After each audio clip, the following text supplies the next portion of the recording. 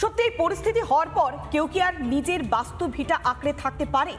জীবন বাঁচানোর জন্য হামলার ভয়ে অন্য জেলার স্কুলে আশ্রয় নিয়েছেন তারা, মাথা গোজার ঠাঁই খুঁজেছেন তারা। কেননা তাদের চোখে মুখে এখনো পর্যন্ত সেই আতঙ্কের ছাপ স্পষ্ট, নৃশংসতার ছবিটা স্পষ্ট। কি বলছেন তারা? ভয়াবহ সেই অভিজ্ঞতার কথা বলছেন মুর্শিদাবাদের সেই ঘর হারারা। দেখুন।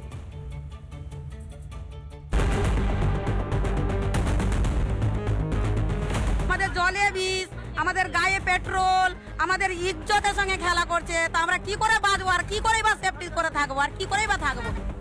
উত্তাল মুর্শিদাবাদ, ওয়াকফ প্রতিবাদের নামে হামলা, প্রাণ বাঁচাতে অনেকেই ঘর ছাড়া। ধুলিয়ান থেকে পালিয়ে পাশের জেলা মালদার স্কুলে ঠাঁই।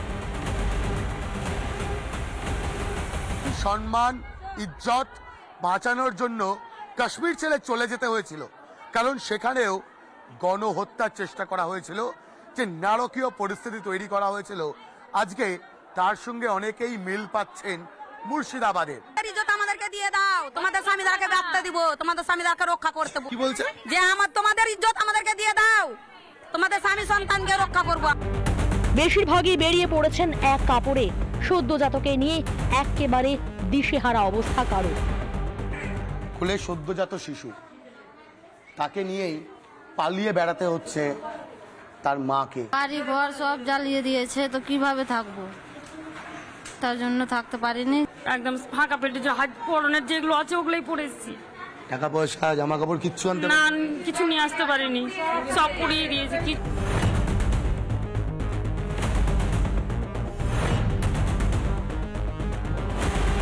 মানুষের শরীরের মধ্যে পেট্রোল ঢেলে দিচ্ছে, দূর থেকে পেট্রোল ধরিয়ে দিচ্ছে। যারা দৌড়ে পালাচ্ছে তারা বেঁচেছে। বিষ দিয়েছে, জলের টাঙ্কিতে বিষ দিয়েছে। জল খেতে দিবে না, জল খেতে গেলে তো আমরা মরে যাবো। রেহাই নেই কোলের শিশুরও।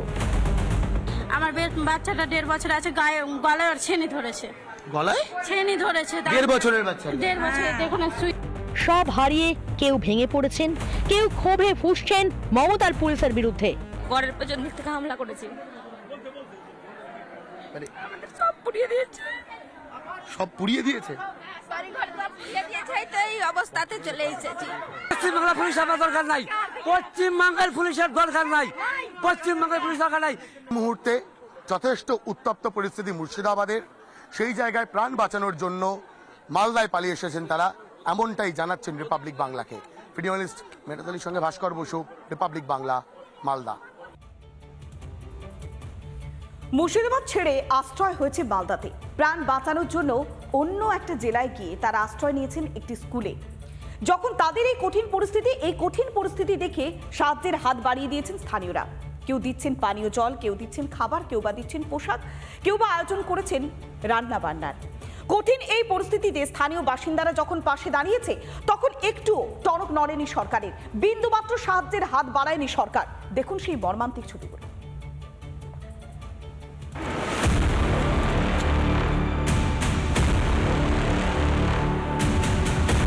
অশান্তি, হিংসা, হানাহানি। আগুন লাগাইছে, পেট্রোল ফেলছে, তারপরে তোমার গরু বকরিকে লিয়ে চলে সব পুড়ে গেছে অবস্থা। এটা যেমন সত্যি, একটা সত্যি আরও আছে।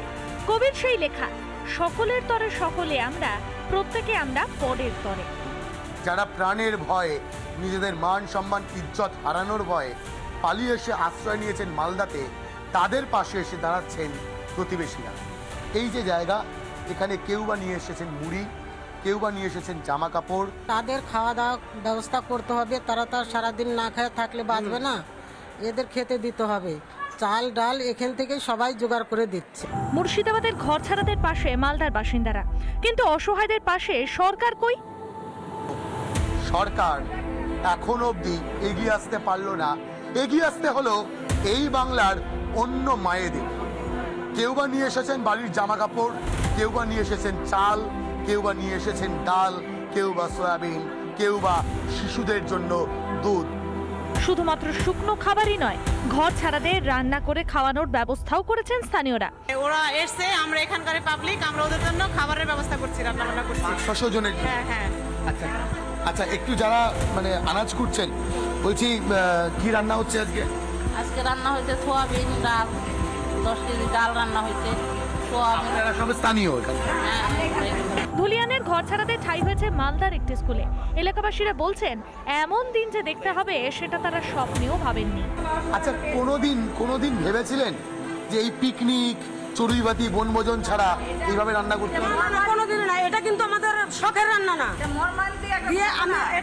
এটা একটা মর্মান্তিক ঘটনা যা আমরা জীবনে কল্পনা করিনি। মুহূর্তে দাঁড়িয়ে যারা এখানে রয়েছেন প্রত্যেকে বলছেন ততদিন অবধি তারা পাশে দাঁড়াবেন এই অসহায়দের, এই আর্তদের, যতদিন না এই অসহায়রা তারা নিজেদের জীবন চালানোর মতো সামর্থ্যটুকু জোগাড় করতে পারে। এটাই বাস্তব ছবি বাংলার, এটাই বাস্তব ছবি মুর্শিদাবাদের, এটাই বাস্তব ছবি পশ্চিমবঙ্গের। ভিডিও লিস্ট মেয়েরাদের সঙ্গে ভাস্কর, রিপাবলিক বাংলা, মালদা। নানা ধরনের কন্টেন্ট দেখার জন্য লাইক করুন, শেয়ার করুন আমাদের ফেসবুক পেজ, সাবস্ক্রাইব করুন আমাদের ইউটিউব চ্যানেল। পাশাপাশি অন্যান্য ব্রেকিং নিউজের জন্য অবশ্যই চোখ রাখুন রিপাবলিক বাংলায়।